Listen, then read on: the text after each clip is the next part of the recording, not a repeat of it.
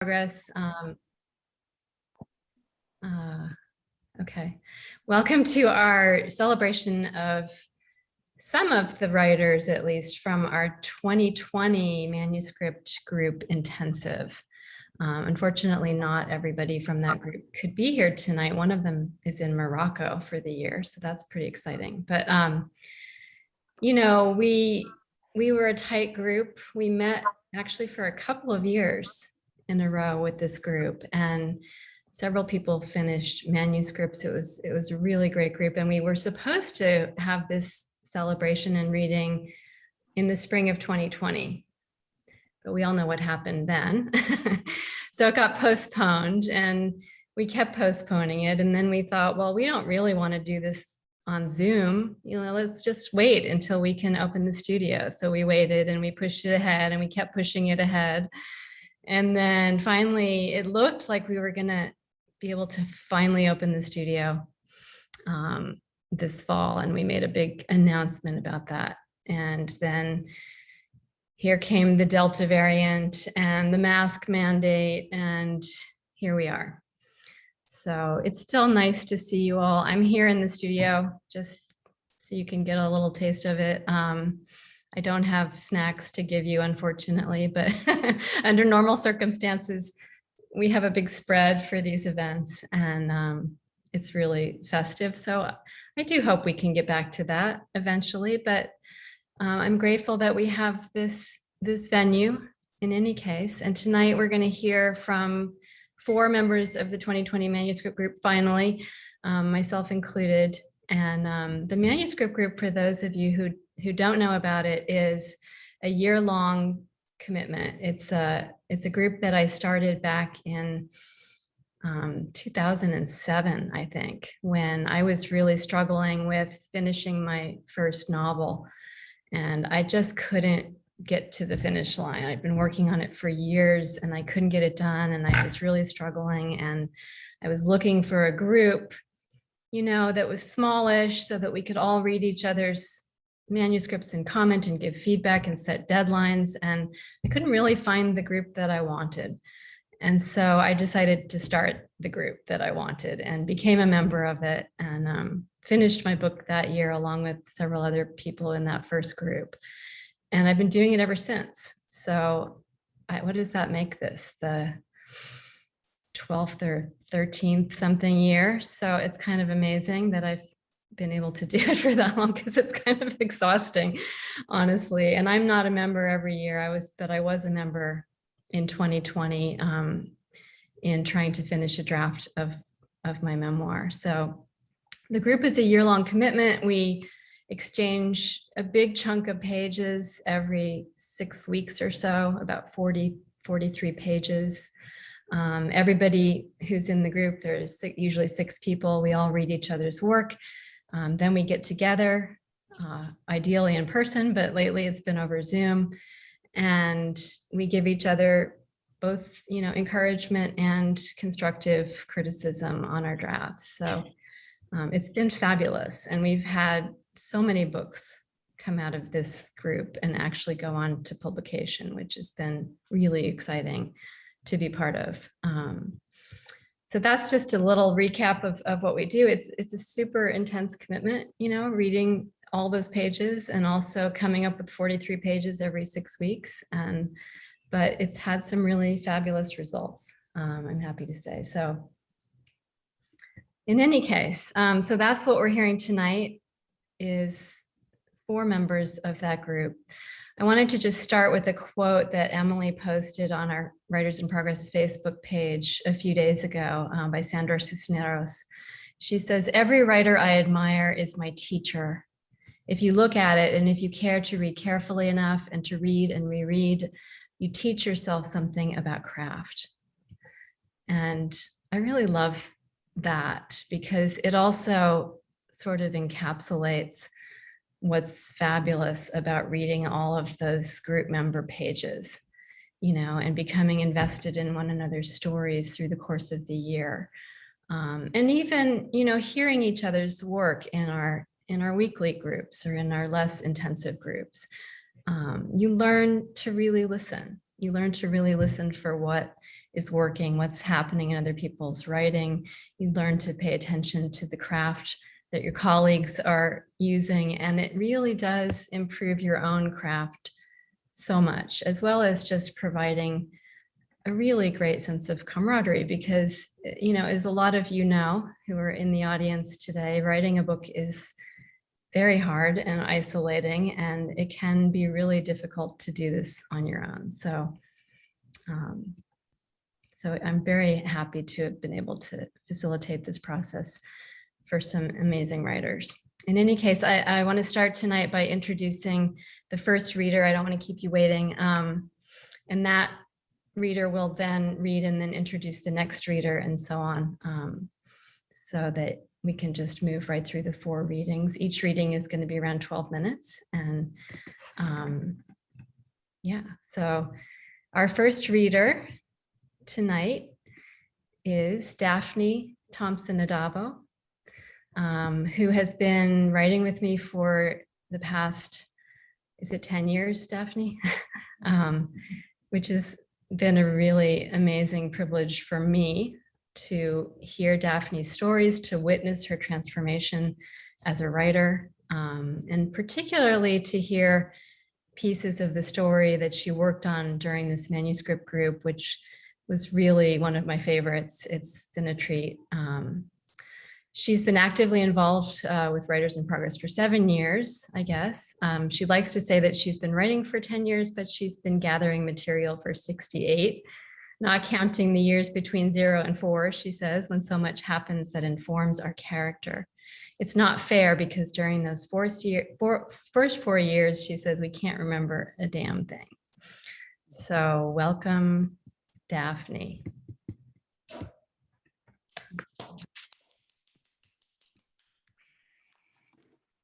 Well, here goes. Can you hear me? Yes. My story begins in a detention center in Paris, where I was sent by my host family in Grenoble, France, along with Susan, a fellow American exchange student who lived with us. Susan and I were 18 years old. To give you some background, Susan and I were invited by our French tutor to live in Bordeaux the year we graduated from high school. Madame Cole and her family were planning to move back to France in 1966 after living in my hometown, Andover, Massachusetts, for several years. The plan fell through when Monsieur Cole was offered a job in Saint-Germain-en-Laye, an affluent suburb of Paris where they had many friends.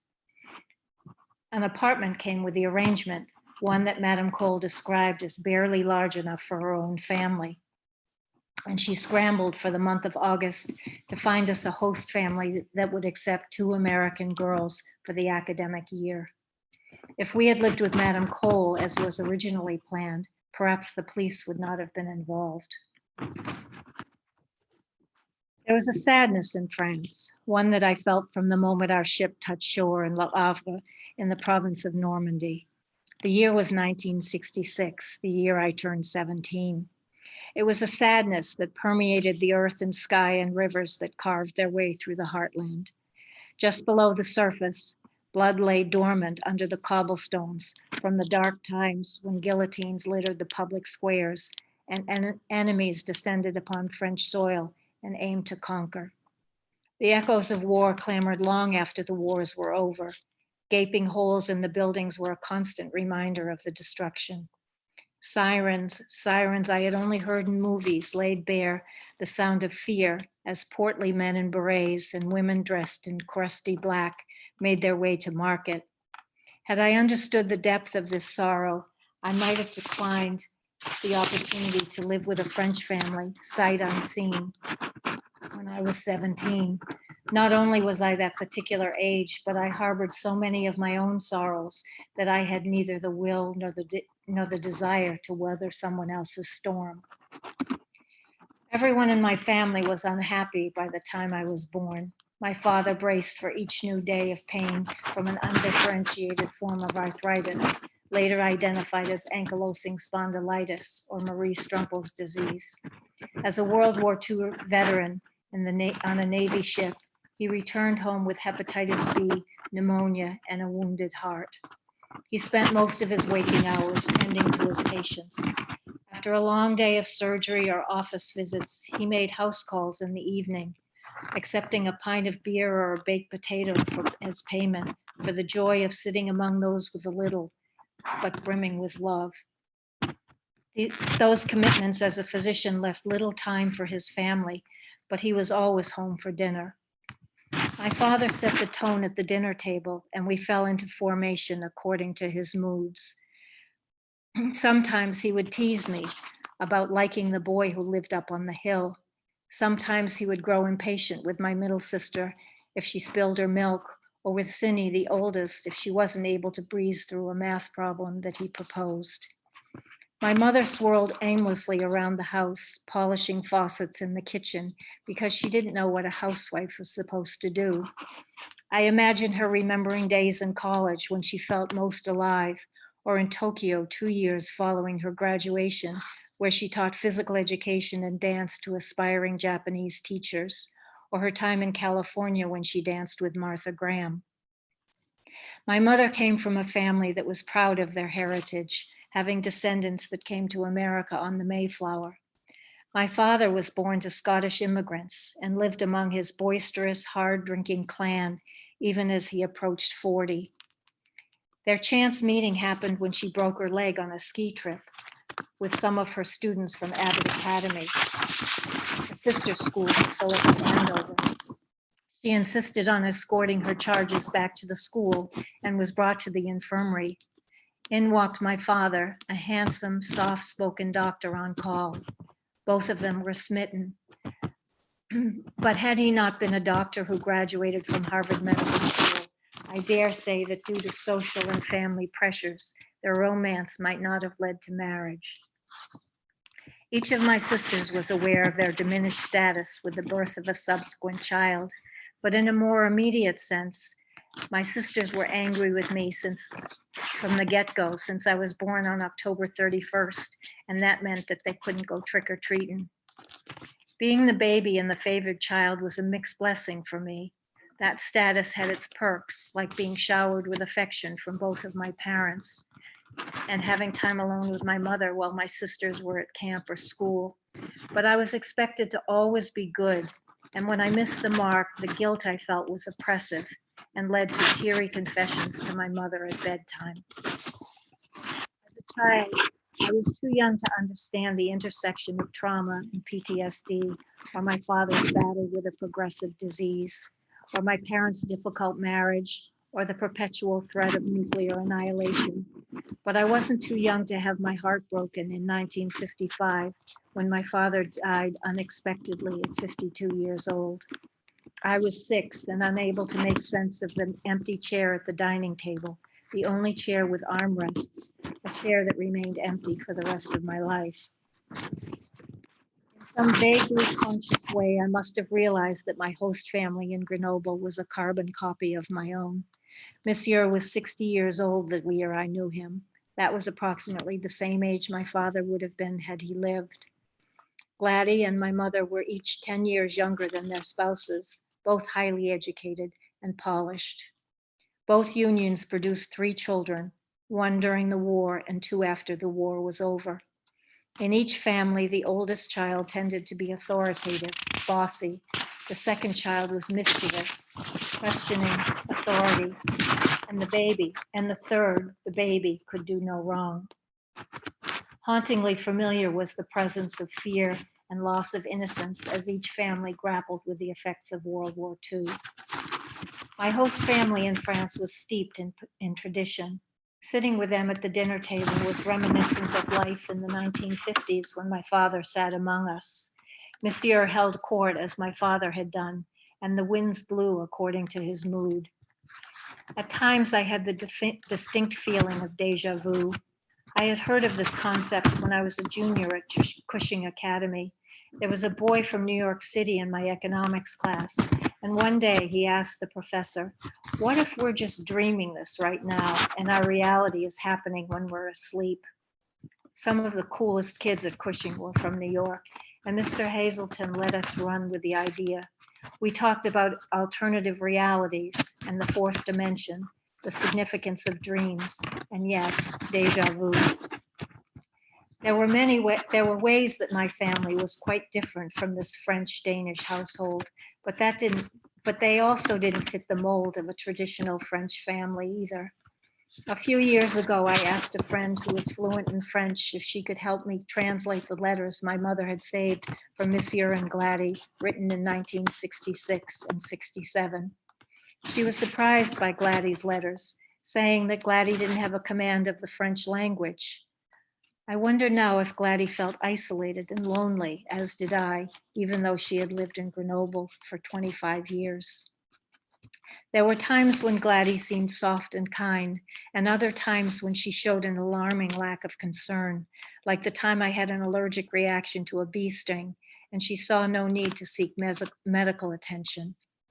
But what I didn't expect was that their cruelty would know no bounds, that they would send us out into a bleak winter night with no place to go, that they would falsely accuse us of going to the police to report abuse, tying Monsieur and Gladys and Madame Cole to a ring of human traffickers at the University of Grenoble. Did Monsieur really believe this story, or was it fabricated in order to free the family from the obligation to us and the chaos that we brought? 2 days later, we were sent to a detention center in Paris, a plan hatched by Monsieur and Gladys and orchestrated by Madame Cole. Monsieur died in 1968, the year after I left France. I learned this recently from Ancestry.com. I knew that he wasn't well when I lived there, but I didn't realize that his passing was imminent. In hearing of Monsieur's death, I hope that he and his family found peace in our departure and were able to usher their beloved father and husband to the other side. After learning of his death, our last night together played like a movie in my mind. The dim light in the dining room, the stack of papers on the table, police reports. Monsieur pushing me back into my chair as I attempted to stand. My attempts to speak out, to deny ever going to the police. When Monsieur was done with his interrogation, he opened the door to the foyer. Gladys was hovering in the corner. She had probably heard every word. Was it Shakespeare or Cicero who said, "The eyes are the window to the soul"? Gladys' eyes that night were filled with fear. I imagine she knew what was about to happen. She seemed soft, motherly, unable to stop the train that was heading for an abyss. She offered us food. Susan accepted the offer. I declined out of pride, but Susan was smarter than me. Pride often trumps survival instincts. I stepped out onto the front stoop. I was shivering from cold and fear. Monsieur joined me. "How could you do this to my family?" he asked. I didn't, I wanted to say, but the words wouldn't come out. It didn't matter. He had already made up his mind. When we returned to the foyer, he seemed like a man possessed, pacing back and forth, running his hands through his hair, a man called upon to make a decision. "Get out," he said. I was stunned. We tried to walk upstairs, hoping he would change his mind, or at least allow us to get some warm clothes. "Stop," he said in a commanding voice. We refused to leave unless he gave us money for our hotel. I think Gladys' presence kept the lid on his rage. He finally acquiesced, returning to the parlor with a handful of paper money. I have spent the last 10 years trying to unravel the mystery of these events, mostly through writing. I have seen my host family evolve from villains into three-dimensional characters, sympathetic at times, unforgivable at others. Putting the pen to paper over these last 10 years has allowed me to let my story evolve and unfold, and to free myself to some degree from the bonds of shame.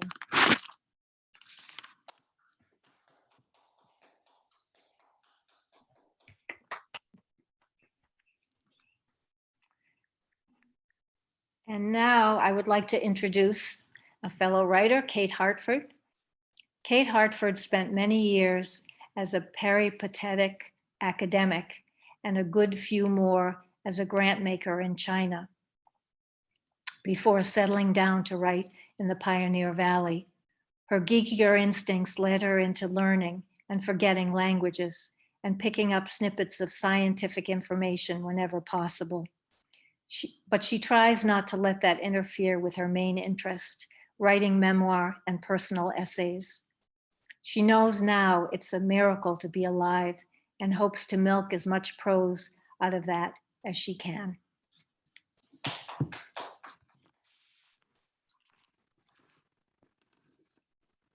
Thank you, Daphne.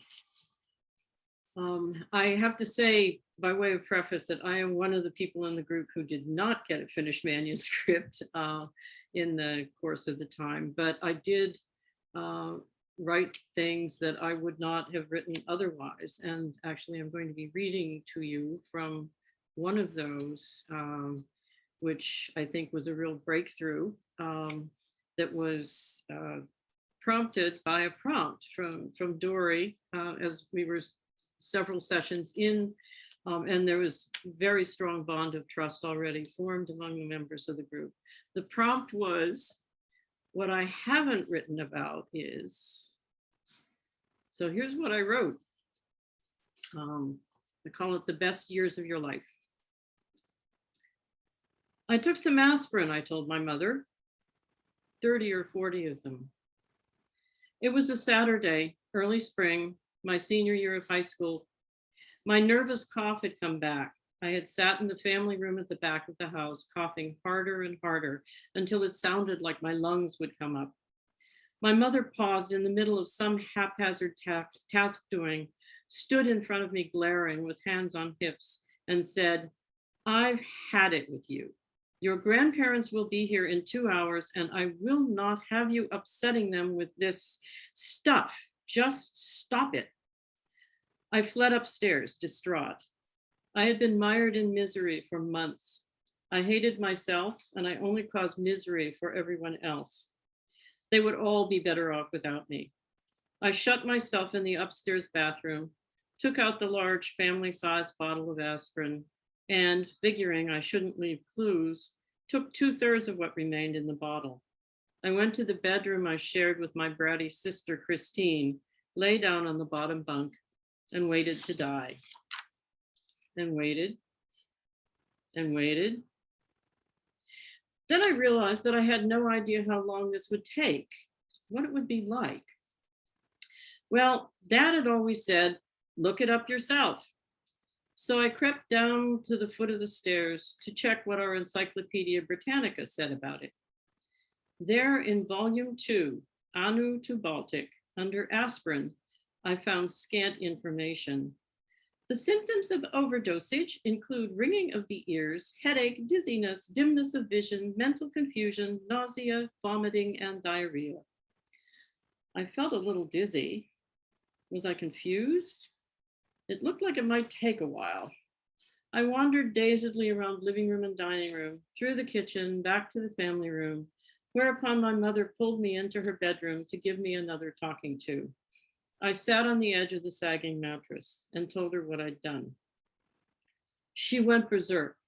She started slapping me back and forth, like that scene between Faye Dunaway and Jack Nicholson in Chinatown. My sister, my daughter, my sister, my daughter. Only this wasn't dialogue because I wasn't talking anymore. My mother kept shrieking, you're just a kook, slap to the left. You and your kook friends, slap to the right.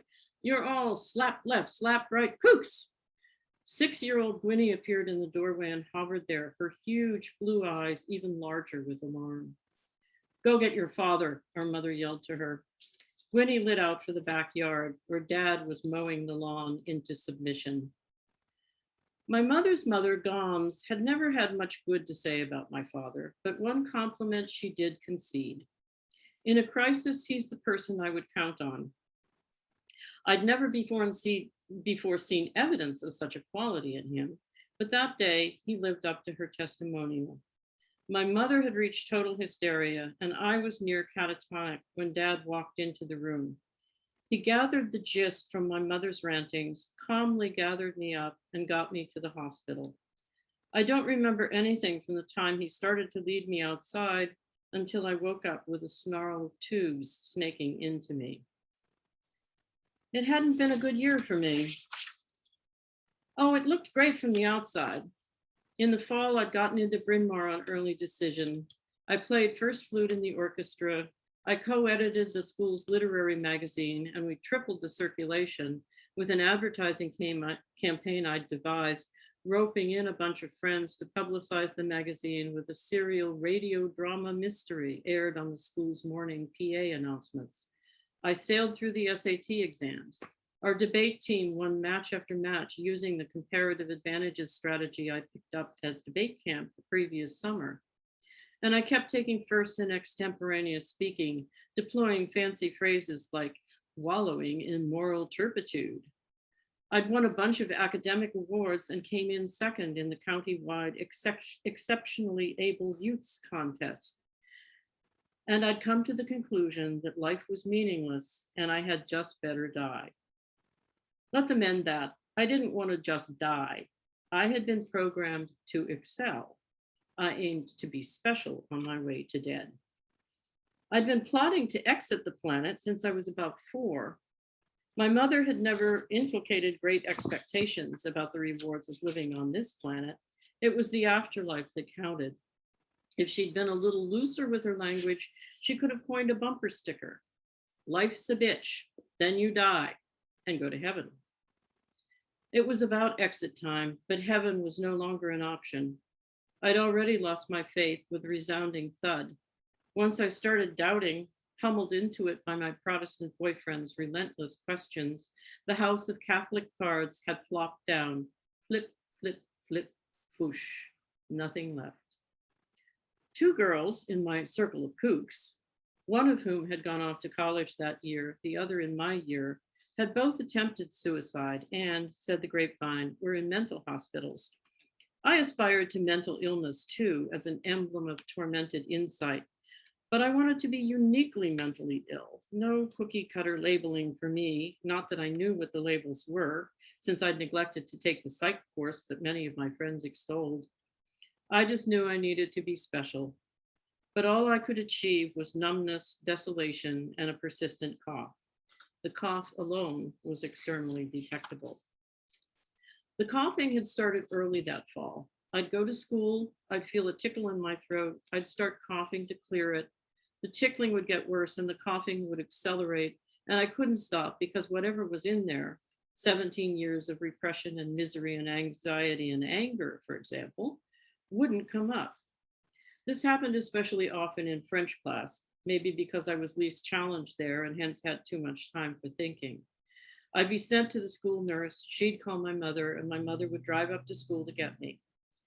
First time, or maybe second or third, she took me to the family doctor. He plied his stethoscope and then told my mother portentously, "I think it's functional," which I think is euphemism speak for psychosomatic. He prescribed phenobarbital to calm me down. I liked the phenobarb. It gave me a pass to be goofy. I'd never been permitted goofy in my natural state. When not sedated, I pondered the meaninglessness of life, but without announcing my conviction.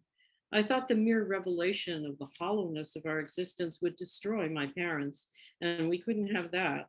They were already both in precarious emotional shape, and there were the younger kids to consider. I brooded. I wrote poetry about dismal things. "Can't you write about happy things?" my mother repeatedly demanded, like I was giving her a hard time by refusing to have a nice day every day. I roboted my way through all the required motions at school and home, and all the while my mind kept spinning round and round and round the axis of despair. We had a required AP English paper on Paradise Lost. Before handing back the papers, Miss H read one of them aloud to the entire class, praising it as a model of insight. The paper's author contended that the most interesting character Milton had created in his masterpiece was Lucifer. He alone had individuality, determination, principle, and he was punished for it. Sounded impressive to me, and while she was reading, I looked around the room wondering which of my classmates had pulled off this tour de force. Miss H shuffled all the papers together and walked around the circle of desks, handing them back. I was stunned to find that the paper she had read was mine. I did not recall writing a word of it. But it made sense, that argument, as I look back. Lucifer questions God. He questions authority. In asserting himself and reason and ideas, he so rocks the firmament of heaven that he must be cast out. His very being is an offense to the Almighty. There is no recourse when you reject authority. Go to hell. So even though I hadn't worked out quite the right kind of special mental illness, I decided, once pushed to the edge by ultimatum, it was time to depart the planet. Hence, aspirin, Britannica, slap, slap, kook, slap, hospital. But you might have noticed, I didn't die. I'm here to tell you the tale. Only about 2 years earlier, life had suddenly seemed full of new promise. The family was about to move away from tiny town Michigan and the community that bound me increasingly like a straitjacket. I'd entertained fantasies of a different life for a different me once we'd moved. In my imaginings, we'd live in a stately red brick house set back on an expansive deep green lawn shaded by ancient maples.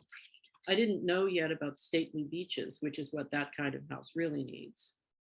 As it turned out, some of my new friends in our new community in Pittsburgh lived in places that matched the fantasy, maybe even with beech trees. But before we moved, I must have conjured the vision from movies or possibly pictures in 17 magazine of lucky girls in front of just such houses.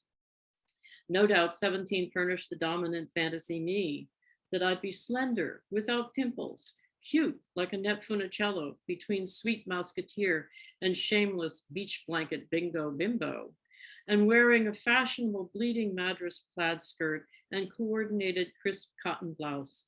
Some tab hunter look-alike stud muffin would espy me as he drove past our house and fall madly in love with me.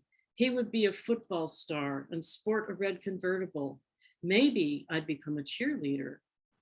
Oh yes, leaving tiny town was going to make all the difference in my life.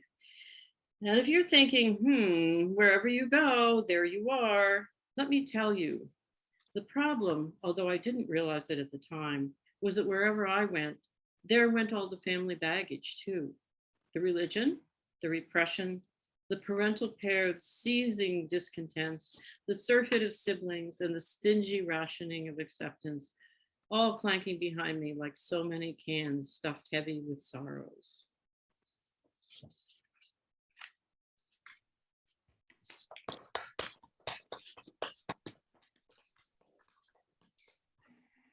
Now it's my great pleasure to introduce Emily Lackey, a graduate of Middlebury College and the Breadloaf School of English.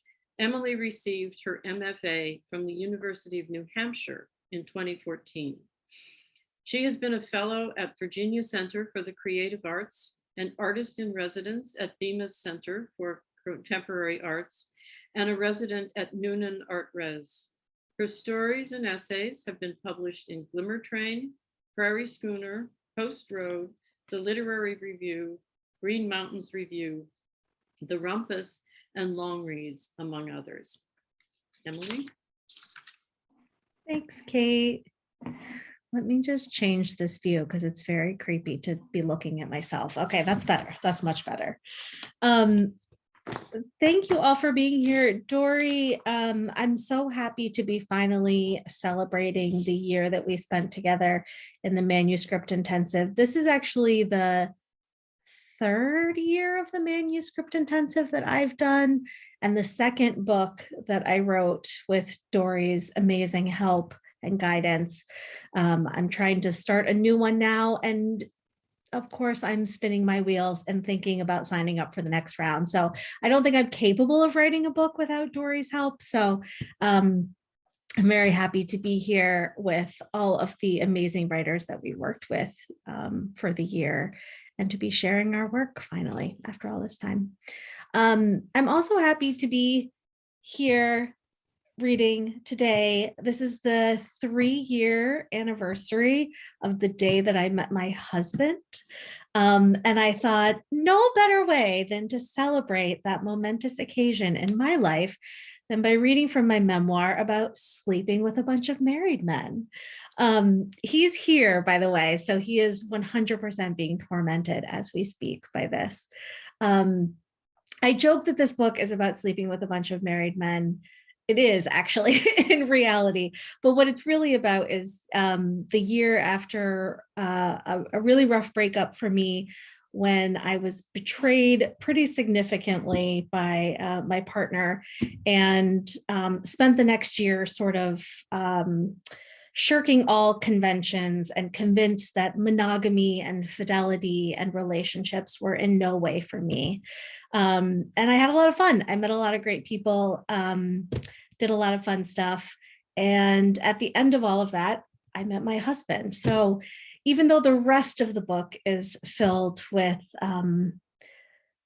promiscuity and fun stories, I thought that because today is our anniversary, I would actually read something about from when I first met him. So, right. Actually, I'm sorry, this is not from when I first met him. This is from a year later on our first anniversary. So 2 years ago. 1 year later on our first anniversary, Jesse and I will celebrate by recreating our first date. We will sit in the same wood-backed booth and eat the same food and drink the same drinks. And by the end of the night, we will be so drunk that we won't notice it's a Monday night and we are the only ones still at the bar. At some point, one of us will start a conversation about religion. It's a fight we have often. Who among us is more Jewish? We will tally the things we each have on our side. Jesse has the Jewish mother and therefore the Jewish food. And I have the years of Hebrew school and a song I sort of remember about camels. Neither of us has been bar or bat mitzvahed, but Jesse's family still celebrates the holidays. And I actually have a Hebrew name. I'm also more spiritual than you, I say, and Jesse will set his wine glass down in mock indignation. You are not. I am too. You don't even believe in God. You don't either, he says. I don't not believe in God. I don't know if I do, but I don't know if I don't either. That's the same thing, he says. It is not. I will try to explain then how I feel about it, how hard it is to think about how miraculous life is, how perfectly we are all made, and imagine all of that being random. I love this part of being with Jesse, how we can talk about anything and the conversation never seems to die out. Have you heard of the Goldilocks principle? I ask then. It is my favorite factoid from the misguided year I spent as a geology major.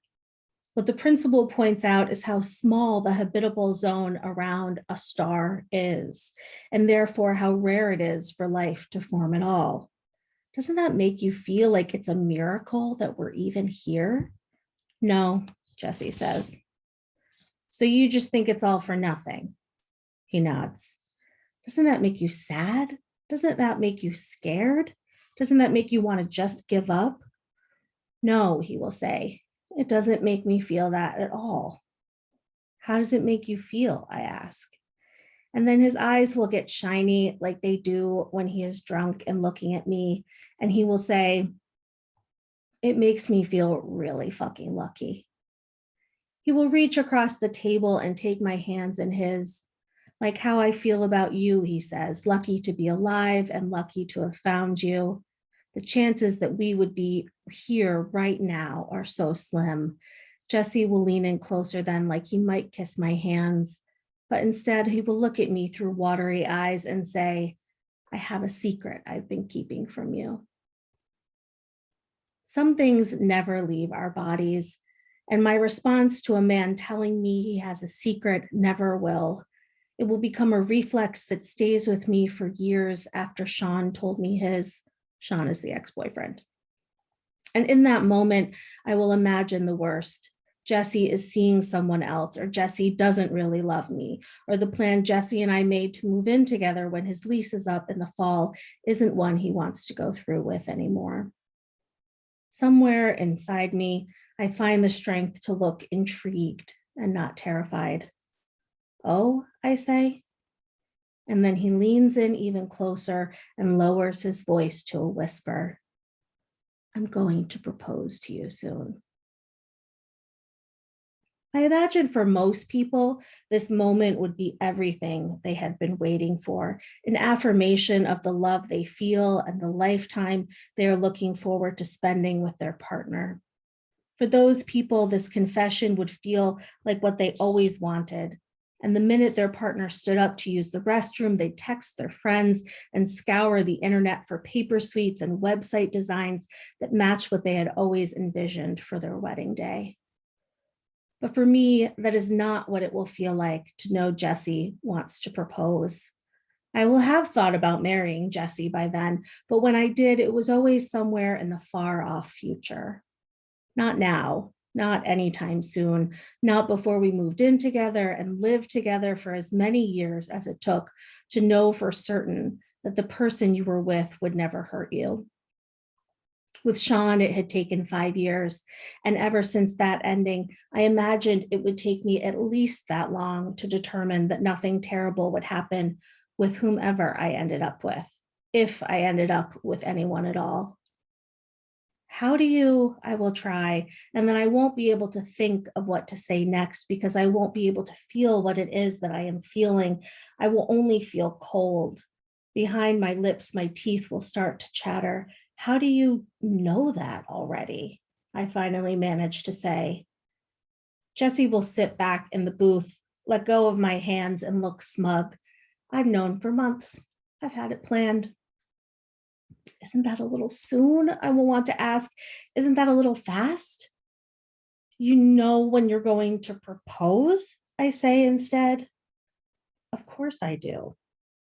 Not for a while, right? I will ask, trying to put him off, trying to postpone. And then he will grin devilishly, draw his fingers across his lips like a zipper, and make like he is throwing away the key. That night, lying next to Jesse while he sleeps, the air will feel full of everything awful that could happen to us if we got married. One of us could stop loving the other. One of us could cheat on the other. We could lose a child in some tragic, preventable accident that we would never be able to forgive the other for. We could start fighting all the time. We could grow to hate each other forever. After an hour of trying to fall asleep, I will throw the covers off and go into the living room to watch TV. I will put on a documentary that chronicles the 8 years a couple spent trying to turn barren farmland into a harmonious haven for life to thrive. The movie will seem to me like a testament to the inevitable tragedies of life. And as I watch this couple try to combat one plight after another, snails laying waste to their orchard and ducks turning their pond into poison, I will keep looking toward the dark of my bedroom. I won't be able to see Jesse in there, but I will know that he is. And then the camera will cut to another time, just like this one. In October, during one of the weekends that I spent in Florida with Marin, I visited my aunt in Palm Beach and found myself standing outside her dark bedroom door. In the 12 years my aunt had lived in her house since her husband died, I had never been in her bedroom. We had talked about it obliquely, like when she told me how she fell asleep with the television on every night so she wouldn't feel alone. So I could picture that much. A perfectly made bed, a television set somewhere nearby, and a closet full of her perfectly pressed clothes. Beyond that, I had never seen what it looked like.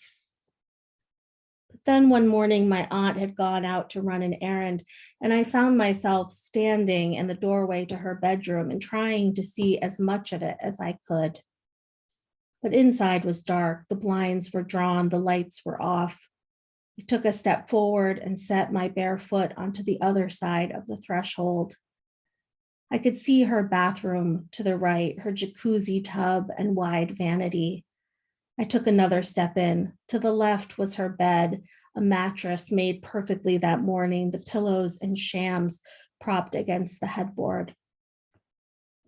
I took another step forward, and then I was in the middle of her room, turning to my left and taking in the wide glass doors to her backyard, and then the bureau with her television on it. Once I was in there, though, it felt wrong, like I had crossed into a place I didn't belong, or a place that didn't belong to me. I turned to leave, and then I saw it, the wall between her bed and her closet that was collaged with family photos, my family's photos, old ones, new ones taken at all the major occasions through the years, weddings, bar mitzvahs, graduations, anniversaries. There was the one for my Aunt Rita's wedding where everyone was drunk. There was the one of my aunt and uncle standing in 60s suits soon after they eloped. There was my cousin at her wedding and my other cousin at his. In some of them, I was there, the flower girl at my cousin's wedding, the overserved 20-something at a younger cousin's bar mitzvah. In some of them, there were people who were no longer alive. My aunt's husband, my grandparents, my cousin's husband who had died last year. But despite all of the loss present in these pictures, there was so much that my family had created. Memories, marriages, entire people. Here were the people who had made me. Here were the people who had always been there and who would always be there, tying me to a shared narrative that we relived every time we were together. Esther Perel refers to an affair as a poetic interlude in the prose of life. And thinking back on this moment at my aunt's house, I will think about how that year I spent on the road will feel like that, a poetic interlude of love and lust and fun and finding out who I was. I had loved that. I had needed that. It was possible that in the future I would need that again. But now what I wanted was a story like the one my aunt had, even if by the very nature of creating it, I knew that it would eventually have to end. In that moment, knowing that Jesse was ready to marry me, I would realize that finding a person to spend your life with isn't about finding someone with whom nothing terrible will ever happen. That is impossible. Terrible things will always happen, death for sure, but also divorce, cancer, car accidents, infertility, and infidelity. The point wasn't to find someone with whom you would be saved from everything terrible. The point was to find someone with whom you wanted to be when the terrible things inevitably happened to you. That night, I will turn off the TV and climb into bed next to Jesse, and I will be sure for the first time in my life, not that we will stay together forever, not that nothing terrible will befall us in our future, but that whatever happens next in my story, I want it to happen with him.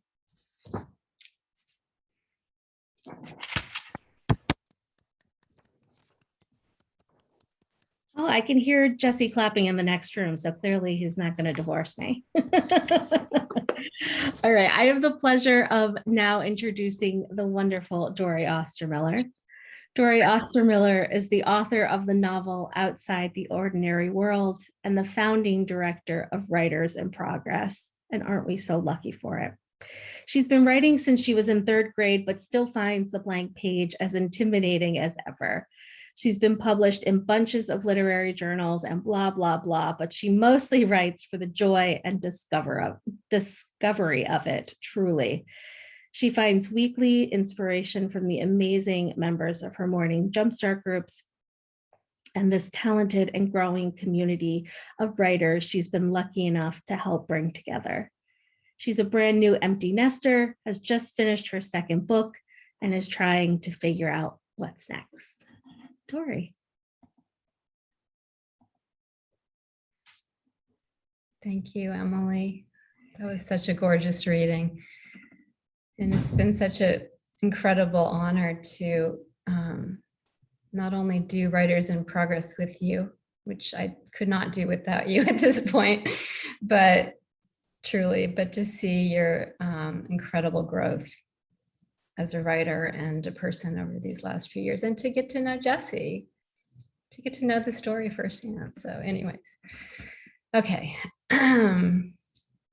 So I have been working on a memoir. I guess we're all working on memoirs here. My agent recently told me they were the hardest things to sell, so oh well. But I posted a quote on our Facebook site this morning that, God, I wish I had it in front of me now because I want to read it. But it was from Mary Carr, and she said something like, "Writing a memoir is like punching yourself in the face if it's done right." And it's kind of how this whole process has felt for me. My story covers a 6-year or 5-year period of time from the time I was about 19 years old, and I was a straight A student at a pre-professional Seventh-day Adventist program in California, fundamentalist and very buttoned up, and had no idea who I was. I was just following the family script for a variety of reasons involving my past and my family's past. I felt that I had to. And the story begins with my cracking up in that setting and just not being able to do it anymore. Going home. I see Amy is here. Amy Lovelace is here tonight, and she was witness to that whole thing. So I'm happy you're here, Amy. And then the story takes place over the next several years as I tried to figure out who I wanted to be and rejected sort of layer by layer the programming that I'd received, which is pretty hard because in my family, as in Kate's, I think, rebellion was not really tolerated so well. So I had to do it through a series of what I call portholes or portals, not portholes, that's on a ship, portals or doorways in the form of men.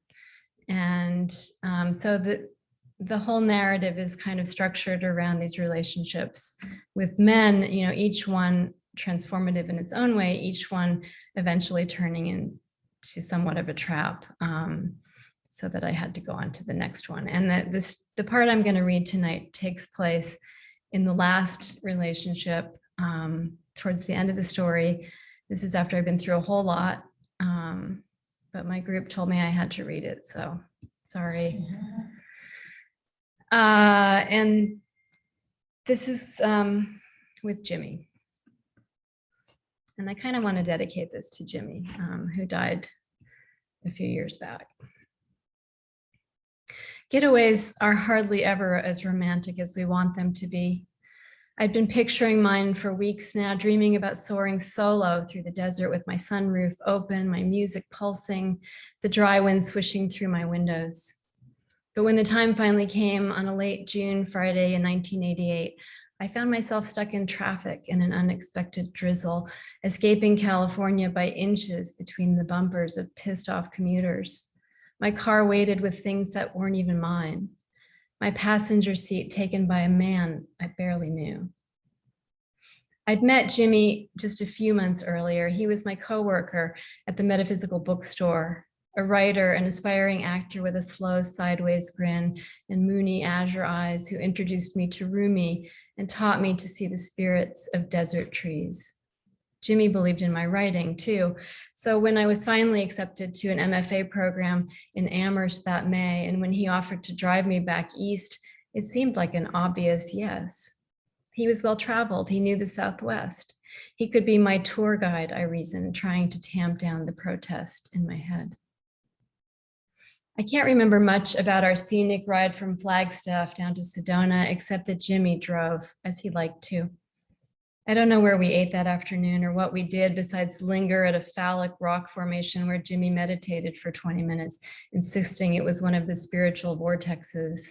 He pleaded for a lengthy detour too, a hike to some old Sinagua Indian ruins, and I had grudgingly acquiesced. So after 2 hours of hiking through the desert, when we finally spotted the crumbling ancient walls of a native cliff dwelling high up in a deep gash on the canyon wall, I had to pause. The sun was inching behind towering red swells of rock, and clouds flashed like broken glass in a tangerine sky. The whole canyon just flamed with energy. Here again was that wild magnificence, that pulsing, timeless intelligence that both embraces you and finds you irrelevant. So it was that I climbed the high cliff face and entered the cave dwelling behind Jimmy, every cell gasping as we stared at the blazing spectacle around us. We must have stood there half an hour while the sunset played out an increasingly flamboyant act, outdoing itself. And the wind whipped silently over rock, reminding us that these were the same sights and sounds the inhabitants must have seen and heard 3,000 years ago. A mourning dove hooted twice beneath the soprano trilling of desert birds. And finally we stirred as the quarter moon crested the canyon's edge, a waning wedge in the pale lavender sky. It's almost dark, I observed, coming out of my stoned and reverential trance. Yeah. Well, how are we going to get back? Do you think we can make it in time? I don't know. I was like so bewitched, he said. We stared at the vanishing trail, remembering the steep sunlit paths as if we had climbed them eons ago. Miles of slippery shale, sharp rocks, and cacti on either side. The journey out is always so much easier and more compelling. Time after time, I have found myself just like this, exhausted in the fading light, grimly contemplating the way back after being propelled farther than was wise. Coyotes cackled, too close for comfort, as Jimmy walked the perimeter of the cliffside dwelling, marveling at the mortared stone walls, the scrawls in the rock, the ancient tracings of a people who were somehow at one with all this wildness. I guess we better spend the night, he said, sliding his hat off and grinning. Here in a cave? It'll be awesome. But we don't have a flashlight or any water. I was trying to keep the panic from my voice. I was trying to keep the beneficent pink glow of the canyon inside my skin, but the show was over. Darkness had fallen like a stone. It was chilly, and all I had on were capris and a cami. I untied the cotton button down from my waist and slipped it on. It's okay, Georgie, it's okay. Yeah, I forgot to say, Jimmy called me Dorji because G is a Hindu suffix that connotes affection and respect. Anyways, sorry. It's okay, Dorji. I still have water in my canteen. We can sleep here. He pointed to the soft dirt floor of the cave. Other people's have. Right. And who knows what happened to them? Still, I did feel it, the draw of this place, the deep pull to lie on the ground where some ancient family had made their home, the whole nighttime desert sprawling below us. Also, we didn't really have a choice. Give me a sip of that water, I said. Before long, we were shivering and Jimmy made a teensy fire from the wad of receipts in his pocket, a few cigarette butts, meager scraps of wood. Then he finished off the roach in his pocket. The ground was cool and solid beneath that 2-inch layer of silt, and try as I might, I could not get comfortable sitting on it. We made a game of remembering old church hymns, which led to Jimmy talking about his big, affluent Southern Baptist Florida family, his war hero father, and the 6 beautiful, suffocating sisters, the country club set, he called them.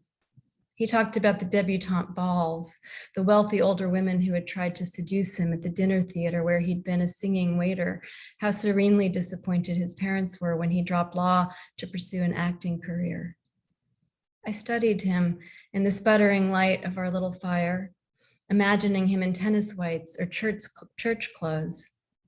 I'd never seen Jimmy in anything but t-shirts and Salvation Army pants, his safari hat, his friendship bracelets. But now I could picture him cleaned up in a suit, and it struck me that he looked a lot like the men I'd grown up with. Suddenly, it all made sense. Jimmy and I were cut from the same cloth, a couple of wayward kids from wealthy conservative families trying to eke out a little independence, a smidgen of authenticity against all odds, like the camel squeezing through the eye of the needle. Jimmy, like me, had rejected his ordained path. He'd set off bravely to do something different, and now here he was, a 38-year-old bookstore clerk who'd sublet his shitty apartment to come wandering through the desert with me, He had no car, no property, no wife or kids. His family no longer offered assistance, aside from the occasional birthday or Christmas check from a wealthy older sister. I suddenly felt sickened and too cold. Our teeny fire was waning, and beyond it, just past the rim of the cave, a darkness loomed deeper than any I had ever known. The wind whistled through the canyon in rhythmic gusts like black ocean waves, and I could hear soft scuttling noises too, though I didn't want to think about what was causing them. So, do you think you'll ever go back? I asked through chattering teeth as more coyotes pricked the silence with their lonesome yip wails. Back to LA? Yeah, I'm going after you get settled, after we find you an apartment in Amherst, right? Unless you want me to stay, he smirked. No, I mean home. I mean, do you ever think about going home to Florida? Oh, sure, he said, as if this were a given. You'll go home too, Dorji. He curled onto his side now, shoving his metal canteen under his head for a pillow. After you've had a few more adventures, he said. Maybe. I dragged my bare toes through the powdery dirt, wondering if this, then, was the difference between us.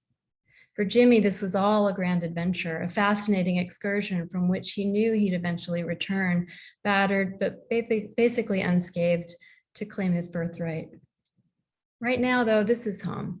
He yawned, waving a hand to indicate the blackness around us. Don't you want to lie down? He said, and before I could answer, he'd fallen asleep.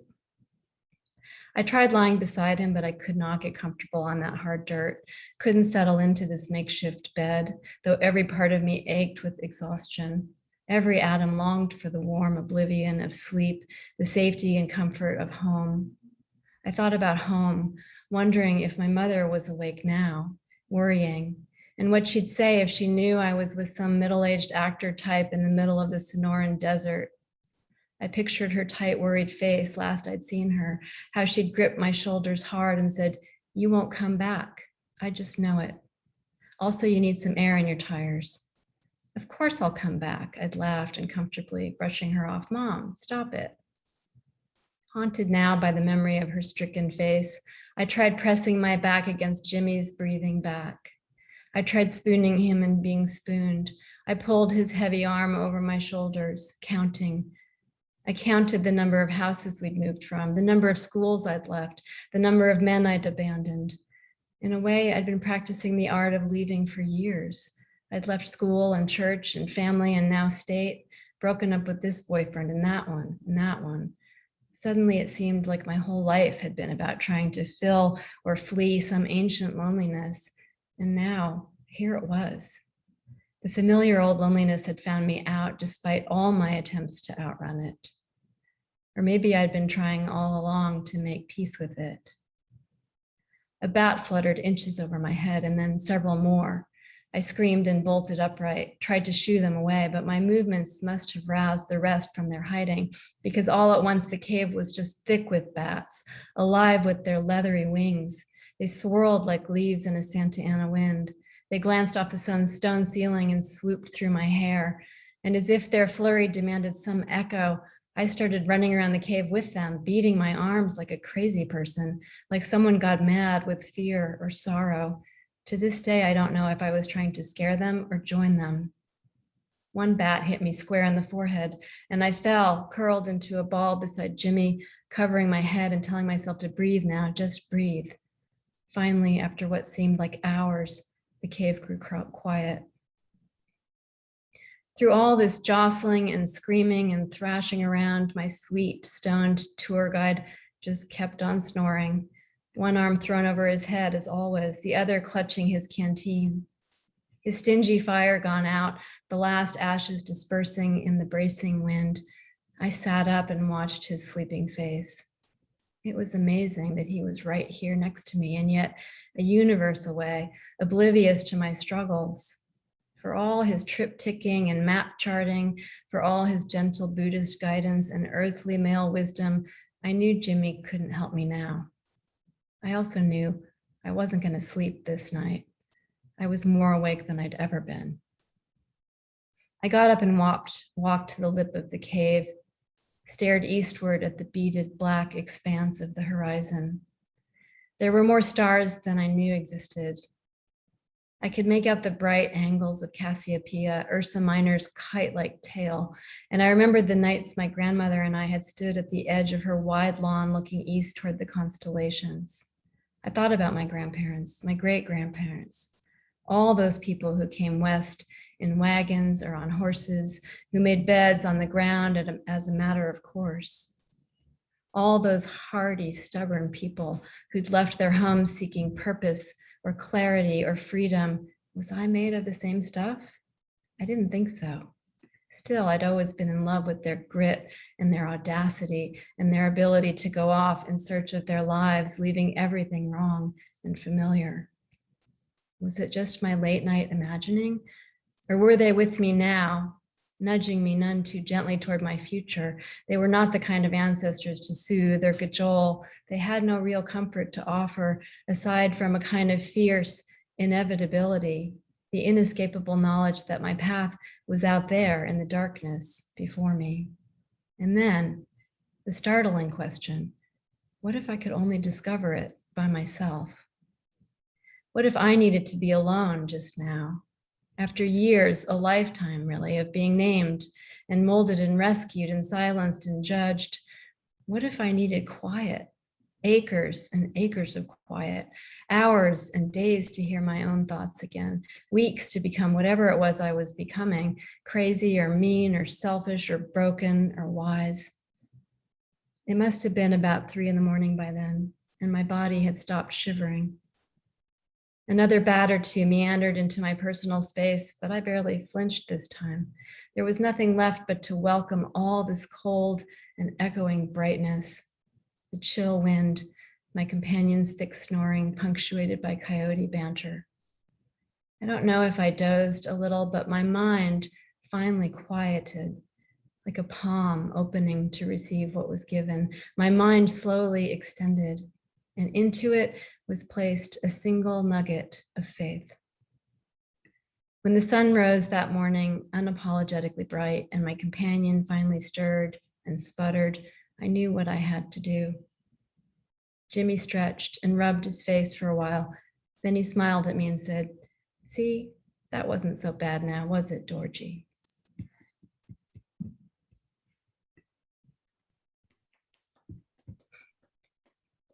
Thank you, everybody. Thank you all for being here. I hate just ending it this way, because like if you were here, we could now like go eat food and drink wine. Does anybody want to ask any questions of the writers that you heard tonight? Can they just unmute themselves, Emily? Yeah, feel free to unmute yourselves if you have any questions.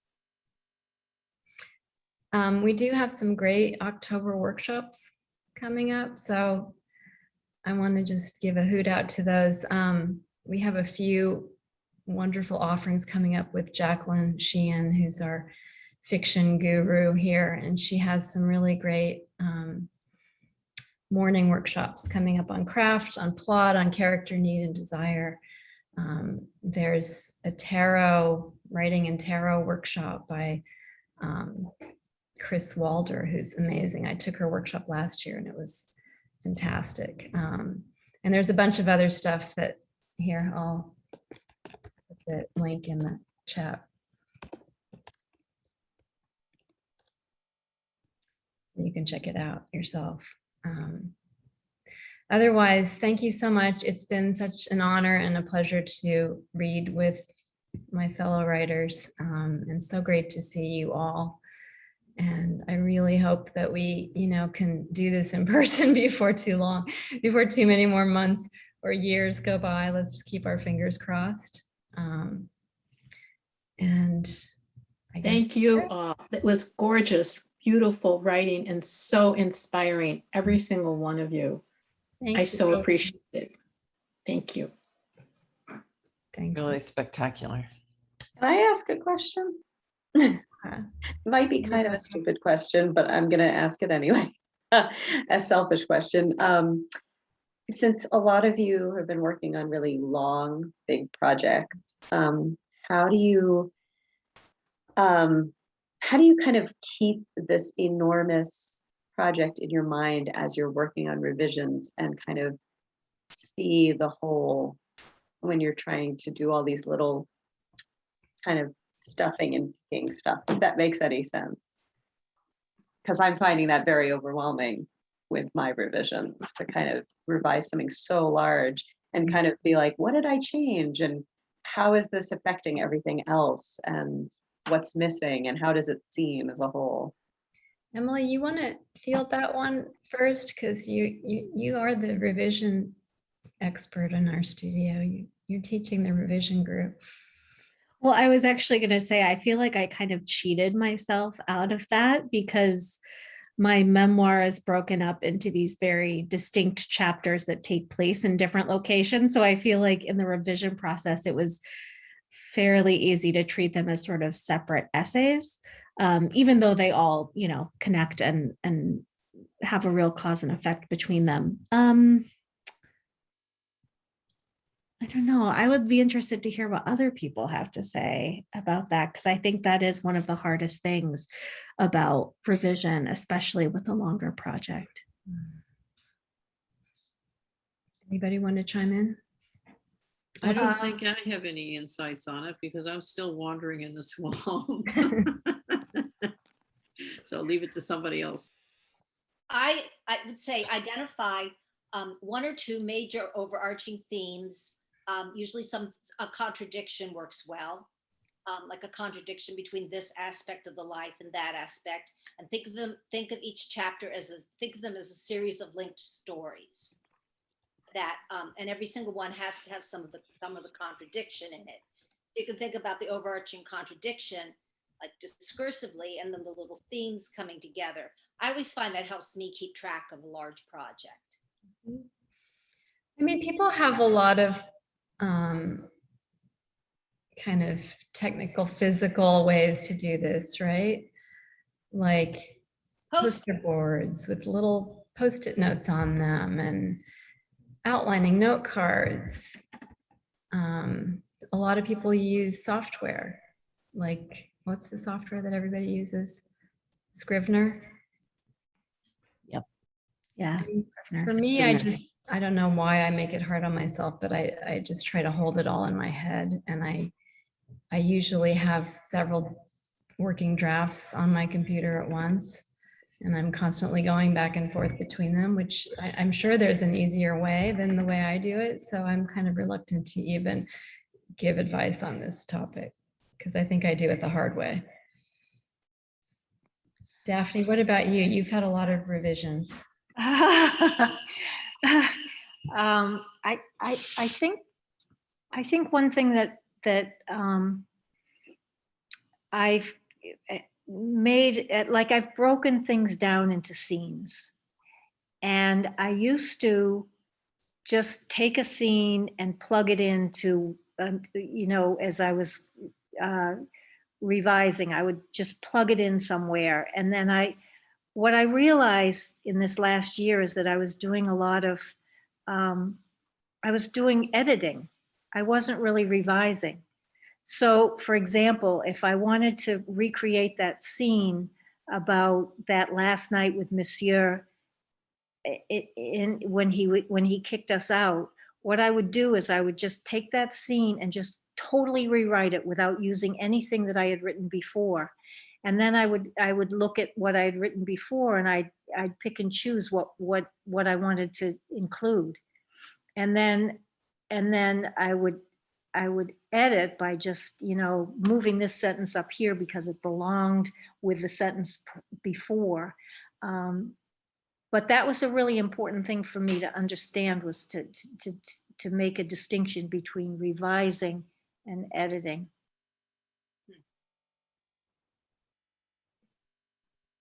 That's a good one. Any other comments or questions? Thank you. All right. Kathy? I just wanted to say thank you. This was a joy. My internet is kind of unstable. I'm in Virginia, but it's so great to hear everyone's stories. Well, thank you all so much for being here. It's just a joy to see your faces, and hope to see you all sometime soon, either on Zoom or in the studio or somewhere around town. Love you all. Thank you, Thanks, Dori. everyone. Hey, everyone. Thank you, everybody.